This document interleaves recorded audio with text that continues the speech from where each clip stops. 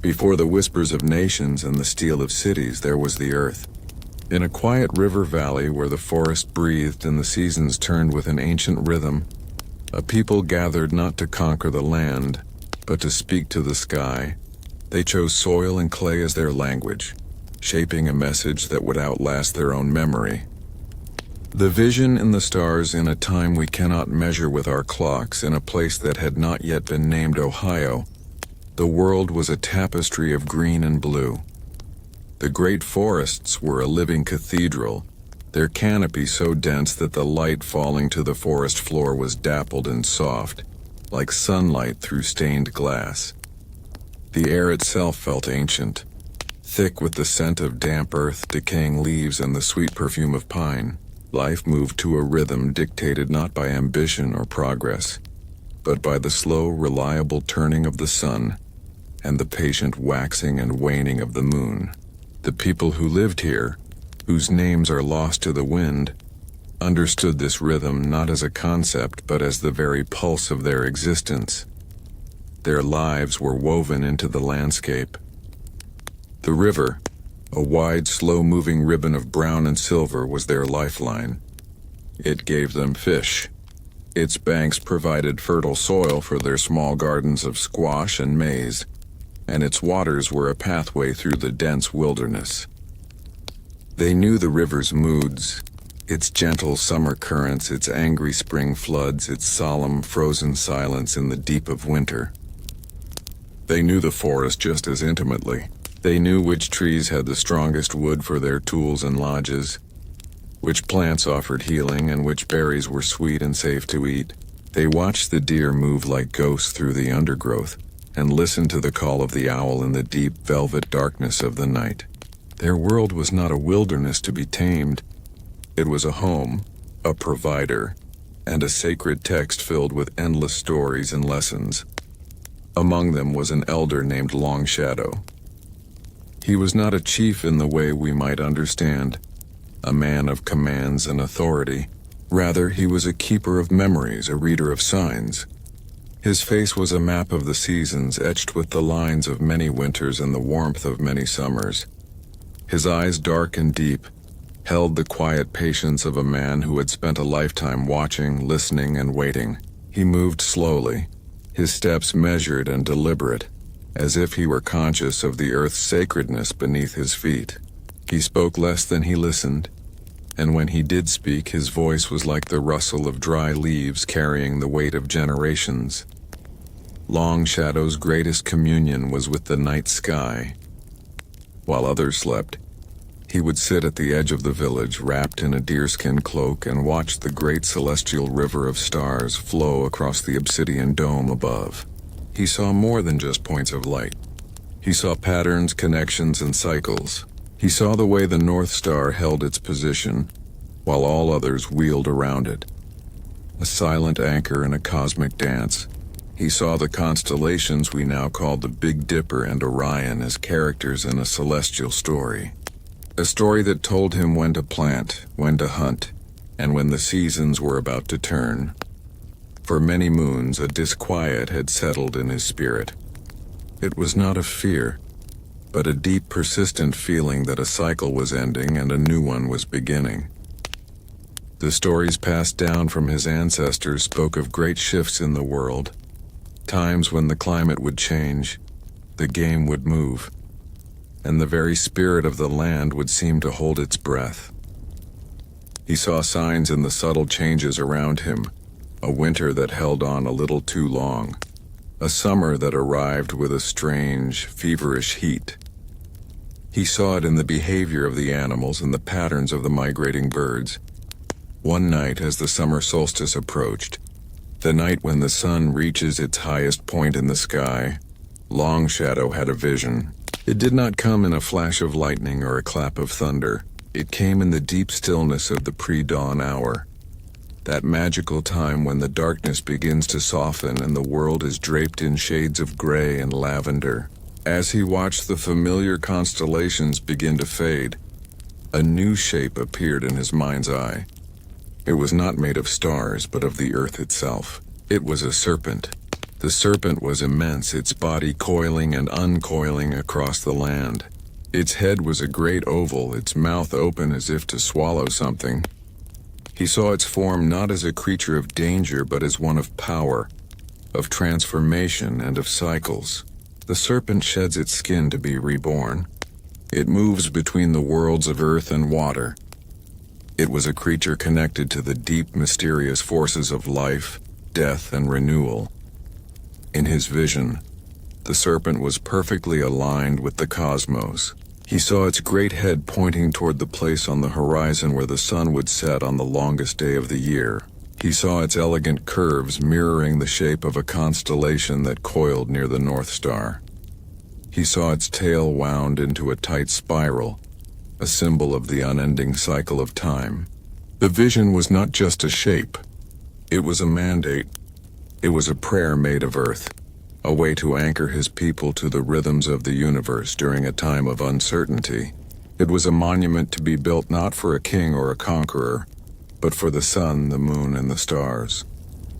It was a way to harmonize the earth below with the heavens above, a great act of faith to ensure that the seasons would continue to turn, the rains would come, and the world would remain in balance. When the sun finally rose, casting a warm, golden light across the valley, Long Shadow knew what he had to do. The vision was clear, heavy, and profound. He rose slowly, his old bones aching, and walked back toward the sleeping village. He did not feel the weight of a great burden, but the lightness of a great purpose. He had been given a task by the silent, watchful sky, and the earth itself would be his parchment. The time had come to gather the hands and the spirits of his people, to begin the slow, sacred work of giving a body to a vision. The time had come to build the great serpent. The gathering of hands, the vision did not spread like a fire. It was shared like a seed. Long Shadow did not stand before his people and make grand pronouncements. That was not their way. Instead, he spoke to the other elders, the clan mothers, and the heads of the families one by one. He shared his vision in quiet conversations around the communal fire, his voice a low murmur against the crackle of the flames and the chirp of the crickets. He used a stick to draw the shape of the serpent in the dirt, explaining its connection to the solstice sun and the eternal stars. He spoke of the need for a great work, a gesture of respect to the spirits of the land and sky. To restore the balance he felt was slowly slipping away. There was no debate, no argument. The people trusted the wisdom of their elders, and they trusted the signs they too had observed in the world around them. They understood that this was not a project of vanity or of one man's ambition, but a communal necessity, an act of survival and faith. The word spread from family to family, from village to village, carried by messengers who traveled the well-worn paths along the river and through the forest. The message was simple: the time for a great work has come. Bring your hands, your spirit, and your faith. And so they came. As the summer sun warmed the valley and the days grew long and lazy, families began to arrive. They came from upriver and downriver, from hidden villages deep in the woods, and from settlements on the wide open plains to the west. They traveled not in a great organized procession, but in small family groups. They walked at a steady, unhurried pace, their belongings carried on their backs in woven baskets and deerskin bundles. The sounds of their arrival were gentle, the soft tread of moccasins on the forest floor, the low murmur of voices, the laughter of children chasing each other through the trees. A great temporary village began to grow on the floodplain near the river, a safe distance from the high bluff where the serpent would be built. Lodges framed with bent saplings and covered in bark and woven mats rose in gentle clusters. Smoke from 100 cooking fires coiled lazily into the blue sky, carrying the scent of roasting fish, corn, and wood smoke. The camp was a symphony of quiet, purposeful activity. Women worked together, grinding corn with smooth stones, scraping and tanning hides, and weaving baskets from river reeds. Their hands were never idle. and their conversations were a low musical hum that provided a constant, comforting backdrop to the life of the camp. Men mended their tools, sharpened stone points for their hunting spears, and planned the hunts that would feed the growing community. Children played along the riverbank, their shouts and splashes echoing in the warm air, their games mirroring the work of their parents. It was a time of immense social gathering, a rare occasion when so many different clans were in one place. In the evenings, as the sun set and painted the sky in shades of orange and purple, the people would gather around larger fires. It was a time for storytelling, for sharing news and renewing old friendships. Elders from different villages shared their wisdom, their stories weaving together the history and the beliefs of the people into a single, rich tapestry. The old tales were told again, stories of the creation of the world, of the great trickster spirits, and of the heroes who had shaped their past. Songs were sung, their rhythms kept with the steady beat of turtle shell rattles and hide drums. This was more than just a gathering to build an effigy. It was a gathering to reinforce the bonds that held their society together. They were strengthening their community, reminding themselves that they were one people, united by a shared landscape, a shared history, and a shared faith. While the community settled in, Long Shadow and a small group of other elders and wise ones walked the chosen land. They climbed the high bluff overlooking the river, the place where the vision had been the clearest. For days they did nothing but watch and feel. They watched the sun travel across the sky from dawn until dusk, marking its path with carefully placed stones. They stayed through the night, observing the moon and the stars, noting how the constellations wheeled above the specific ridge.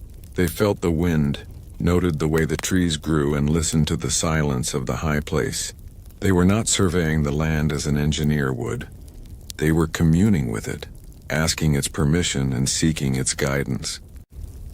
Finally, the time came to mark the serpent's form upon the earth. Using long stretches of vine and hundreds of small wooden stakes, they began to outline the great creature. Long Shadow directed the work, his eyes constantly shifting between the land at his feet and the sky above.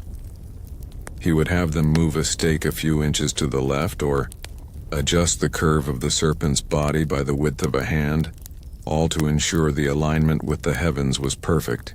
The process was slow, meditative, and precise. They were not imposing a shape upon the land, but rather coaxing it out of the existing contours of the bluff. The serpent's curves were designed to follow the natural flow of the ridge, to become a part of the landscape, not an intrusion upon it. When the outline was complete, it stretched for nearly a quarter of a mile. A great sinuous shape marked by hundreds of fragile stakes waiting to be given substance. The people from the village below would come and stand at the edge of the woods, looking up at the outline in silent awe. It was a promise, a skeleton waiting for its flesh. The gathering was complete, the purpose was set, and the land was prepared.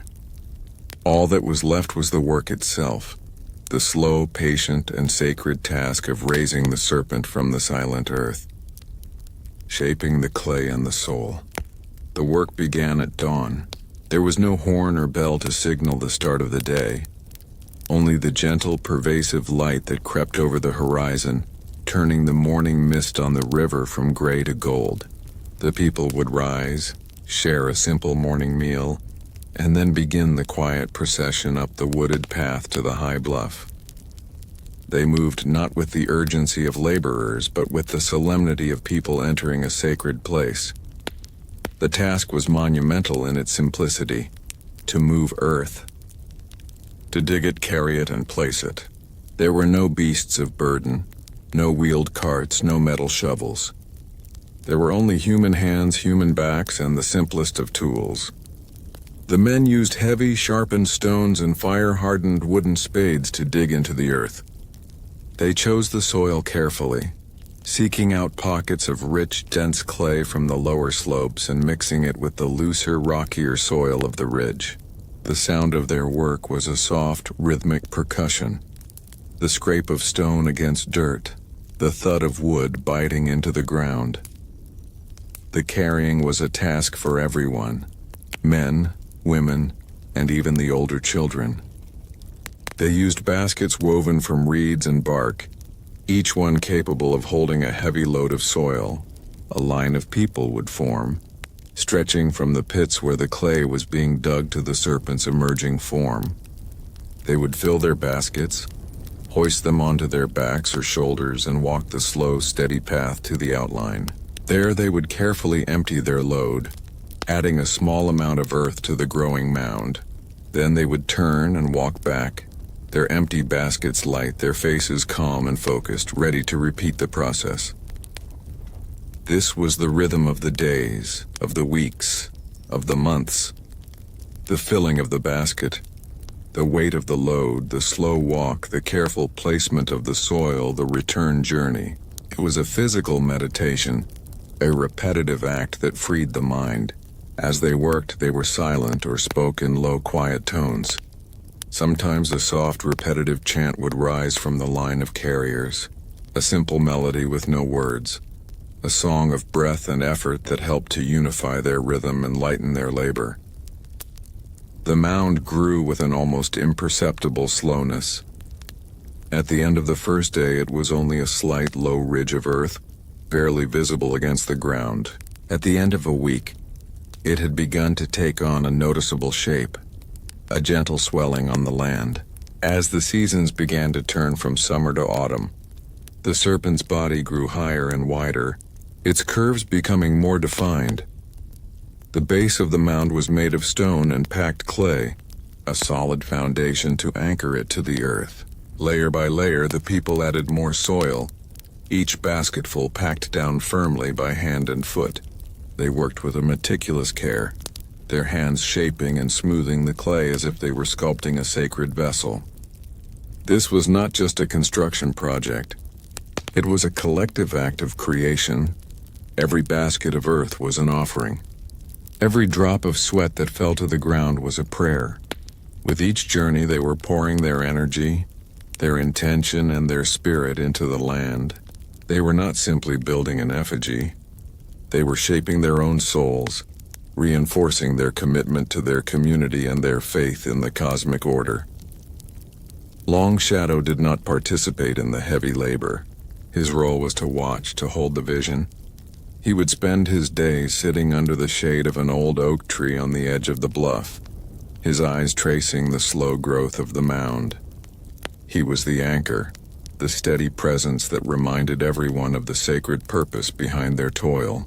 The clan mothers would also walk the perimeter of the work, ensuring the workers had water, offering words of encouragement, and tending to any who grew tired. They were the keepers of the community's physical and spiritual well-being, their presence a constant, nurturing force. As the days grew shorter and the air took on the crisp edge of autumn, the forest surrounding them exploded into a riot of color. The deep greens of summer gave way to brilliant reds, oranges, and yellows. The work continued, the colors of the earth they carried contrasting with the fiery canopy above. When the first cold rains of late autumn began to fall, they would cover their work with woven mats and animal hides to protect the soft, new earth from washing away. During these periods of rain, they would gather in the lodges of the village below, mending tools, weaving new baskets, and telling stories, always waiting patiently for the sky to clear so they could return to their sacred task. The first snow fell, a light, delicate powder that dusted the unfinished serpent, turning it into a ghostly white outline against the gray winter landscape. The work did not stop, but it slowed. The ground became hard and difficult to dig. The people worked for shorter hours, bundled in thick furs, their breath pluming in the cold air. The winter was a time of testing, a challenge to their resolve. But their purpose held them steady. The vision of the completed serpent, aligned with the sun and watching over their valley, warmed them against the cold. They knew that just as the winter would eventually give way to spring, Their long, patient labor would eventually give way to the finished form, a timeless monument born not of machines or commands, but of the collective will of a people shaping clay and, in the process, shaping themselves, aligning with the sun and moon. The construction of the serpent's body was an act of physical endurance, but its alignment was an act of celestial precision. It was here that the true genius and deep knowledge of Long Shadow and the elders came into play. The mound was not merely a representation of a serpent. It was a complex astronomical instrument, a calendar etched upon the land, designed to capture and mark the most significant moments in the celestial cycle. As the work progressed through the cycle of a full year, the people were not just building but constantly observing. The most critical alignment point was the serpent's head, the large oval-shaped mound at the front, with its open-jawed appearance, was aimed directly at a specific notch in the distant hills. This was not a random orientation. It was the precise point on the horizon where the sun would set on the summer solstice, the longest day of the year. As that day approached for the second time since the work began, a palpable sense of anticipation filled the community. The earthwork of the head was nearly complete. In the days leading up to the solstice, Long Shadow and the other sky watchers were on the bluff from late afternoon until the last light had faded. They made tiny, meticulous adjustments to the shape of the serpent's jaws and the small triangular mound that lay within them, which some believed to represent an egg or the sun itself. They would have the workers move a basket full of clay from one side to the other, ever so slightly altering the shape to perfect the alignment. On the day of the solstice, no one carried earth. The entire community gathered on the bluff in the late afternoon. They stood in silence, a crowd of hundreds, their faces turned to the west. The air was still and warm. As the sun began its slow descent, it cast long shadows across the valley. A golden, honey-colored light washed over the landscape, illuminating the unfinished mound and the faces of the people who had given so much to create it. The sun sank lower, nearing the horizon. It touched the top of the distant hills, and a collective, quiet breath was held by the watchers. And then it happened. The fiery orange disk of the setting sun slid perfectly into the notch in the hills, and from the perspective of the serpent's body, it appeared to be swallowed by the open jaws of the great earthen effigy. For a few breathtaking moments, the sun was held within the serpent's mouth, the triangular mound within the oval head, perfectly silhouetted against the brilliant solar disk. It was a moment of sublime cosmic theater. The vision was not just a dream in an old man's mind. It was true. The earth and the sky had been brought into harmony. A quiet murmur of awe and reverence rippled through the crowd.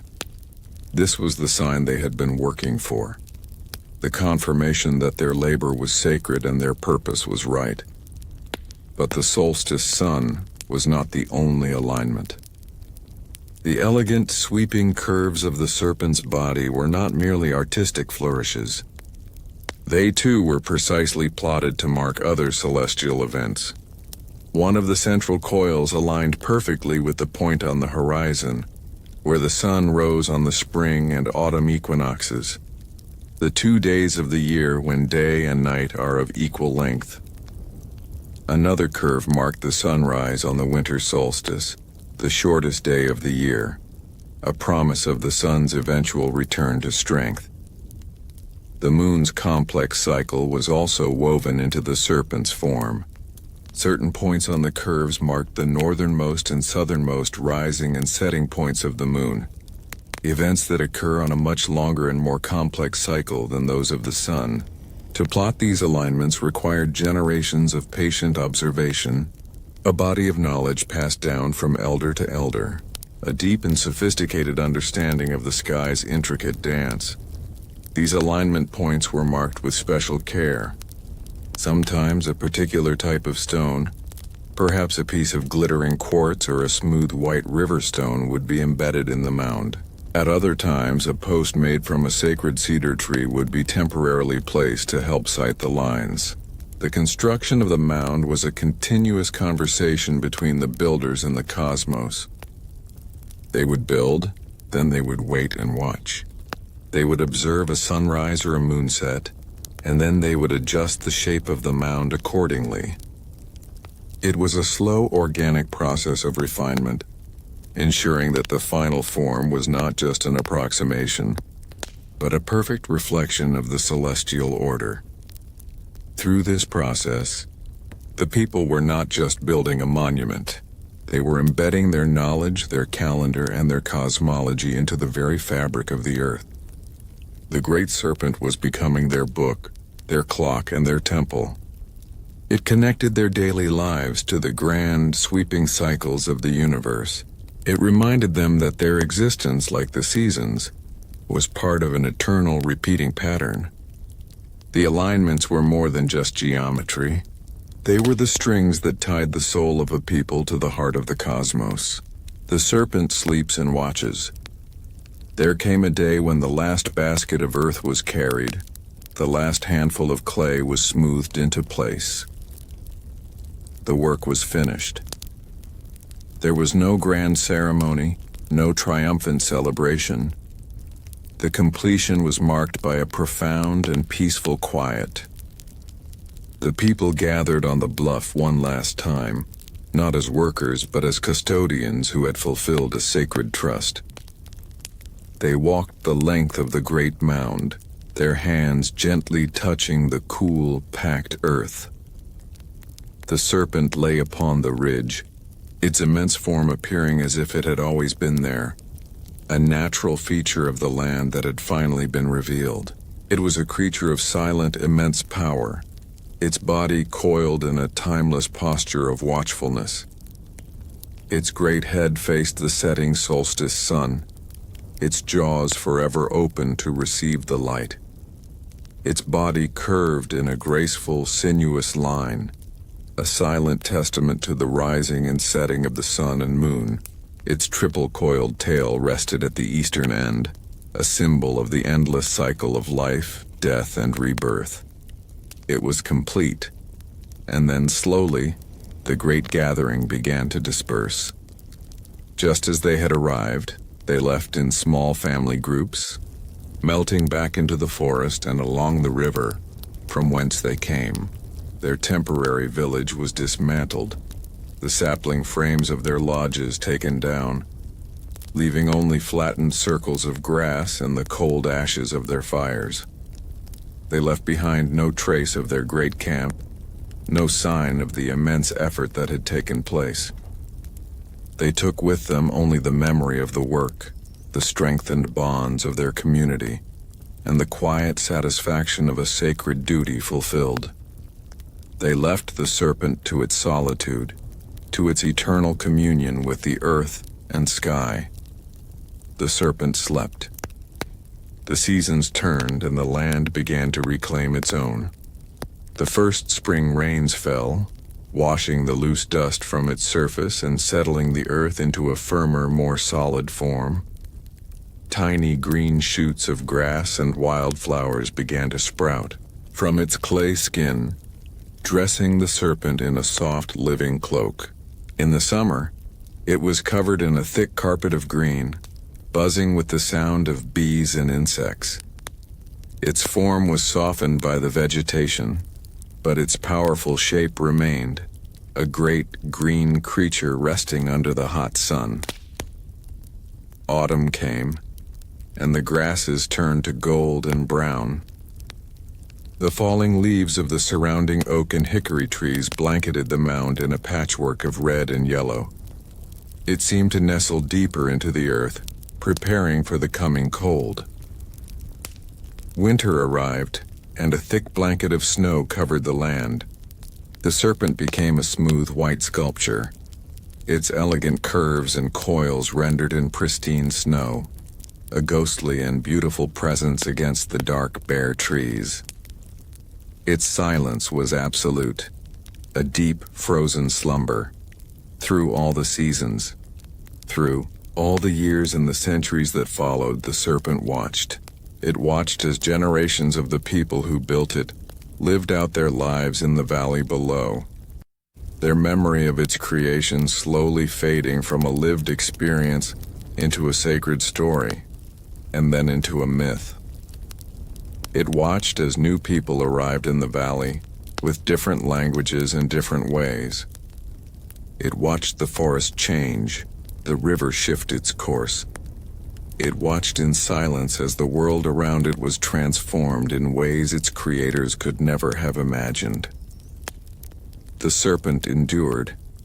It was struck by lightning, eroded by rain, and burrowed into by small animals.